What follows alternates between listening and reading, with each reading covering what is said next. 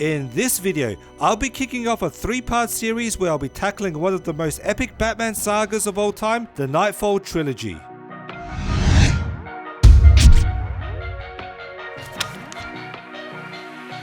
What is going on, everybody? This is Alex and I hope everyone is doing well and is psyched for the holidays. So I know you may think that this is an odd choice to be reviewing Knightfall at this time, but if you have been reading Tom King's absolutely flawless 105 issue Batman run every other week, you should know that Bane is the big bad and has been manipulating the Dark Knight in a run so far. While not necessarily one of Batman's original rogues, Bane has made himself out to be one of the Dark Knight's most notorious, dangerous and iconic villains. The Knightfall Trilogy, as I like to call it, came out when I was 13 years old and have only revisited with just reading issues here and there, but never really took the time to binge read it cover to cover as of late. Not even Tom Hardy's portrayal of Bane in The Dark Knight Rises made me want to dive back into the story. It was Tom King's run that made me want to revisit this and purchase the entire 3-volume Omnibus collection, which in turn made me decide to do a video. So without further hesitation, let's get right into it. This all started in January of 1993 in the Vengeance of Bane 64-page special. Bane, created by Chuck Dixon and Graham Nolan, came up with the character after the initial idea by Denny O'Neil. The early 90s were a boom period for the comics industry, and the big two, DC and Marvel, had monster crossovers happening just for the sake of it. This put pressure on the Batman editorial division to do the same, despite Denny O'Neil hating those events, and he even confessed that he thought they were all promotional stunts. Then he promised himself that this Batman event would be significant and something that would stick for decades to come, and without a doubt he definitely achieved it. Unlike many other villain origin stories, Vengeance of Bane fleshes out the entire history of Bane in the Santa Prisca prison and how he developed his hatred for the Dark Knight. This origin story is considered to be the prelude to Nightfall, but leading up to the core 19-issue event, Batman issues 484 to 490 and Detective Comics 654 to 658 also lays out the critical elements for the story.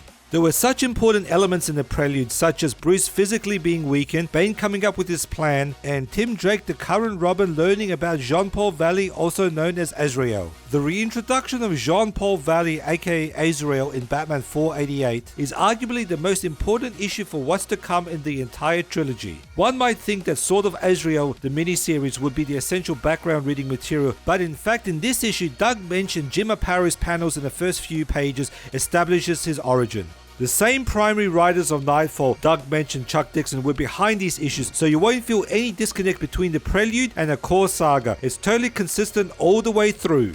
As for the last issue in the Prelude to Nightfall bucket is Batman issue 491, which in my view should have been the first chapter of Nightfall. Hit me up in the comments below if you know why or disagree with me, but this issue centers around Bane kicking off his plan to defeat the Dark Knight by letting out all the inmates of Arkham Asylum, and I thought that this would make sense to be the kickoff issue. The first chapter of Nightfall in Batman issue 491 recaps the breakout and discusses the rogues on the loose. The first rogues that Batman encounters is the Mad Hatter, the Ventriloquist, Zaz, and Killer Croc. The chapters goes to focus on the Joker, Scarecrow and Firefly, which has one of the most memorable moments where Bruce went psycho on the Joker after being hit with Scarecrow's fear toxin. These panels where Bruce is beating the crap out of the Joker, screaming Jason Todd, was a long time coming since the death in the family. This now brings us to the second half of Nightfall, where the extremely weakened Bruce faces off against Bane, and as we all know, the iconic moment when he gets his back broken and has Alfred, Tim and Jean-Paul to pick up the pieces. Unfortunately, that momentum gets interrupted with Showcase 93 issues 7 and 8, where it's a flashback to weeks ago where they encounter Two-Face. After these couple issues and back to the present, Bruce turns to Jean-Paul to pick up the mantle of the Bat, and we kick off Asbat's first arc in the Shadow of the Bat 3-issue arc by Alan Grant. This arc is all about Jean-Paul taking down the Scarecrow, and his success leads to solidifying his confidence leading up to his confrontation with Bane.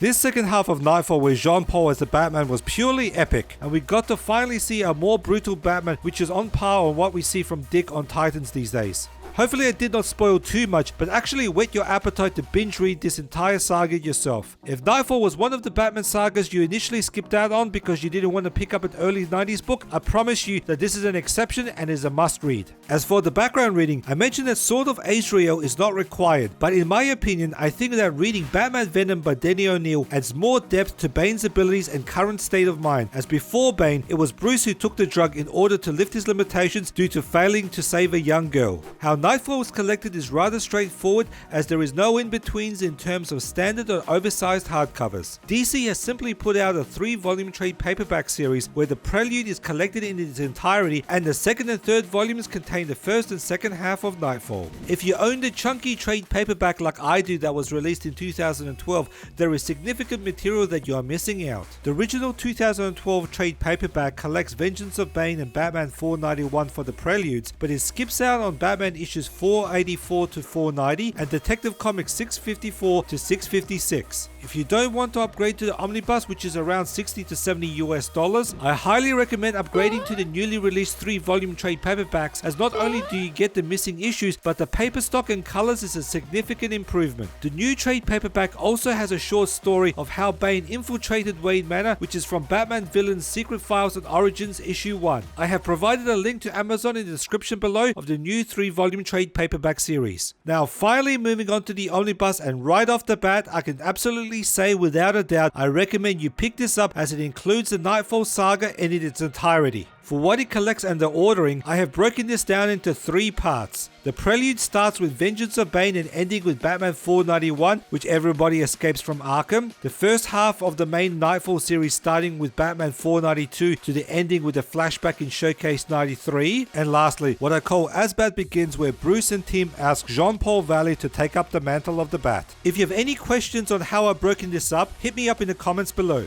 As for the design of the book, we get new Kelly Jones wraparound art on the dust jacket and cover. No blackboards here, thank God. And on the front and back inside covers, the 2-page Joe Quesada spread of Bruce vs. Azbat is an awesome touch.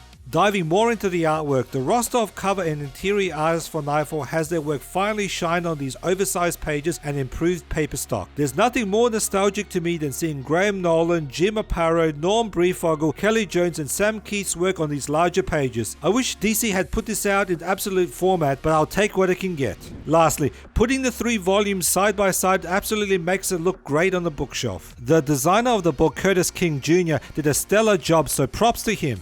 For the extras, we get an introduction by Doug Mensch and an afterword by Chuck Dixon. We also get pages from Batman Villains Secret Files and Origins issue 1, where we get to see Bane infiltrate Wayne Manor, designs by Joe Quesada on the Azbat costume, sketches by Graham Nolan, variant covers and postcard inserts, and lastly, the Kelly Jones poster of Batman 500. Moving on to the build of the book. Unlike Batman's spine, the binding holds up and we see no gutter loss. You can see me here traversing through the book with ease. Really, there's nothing more to say and we completely have a solid package from DC.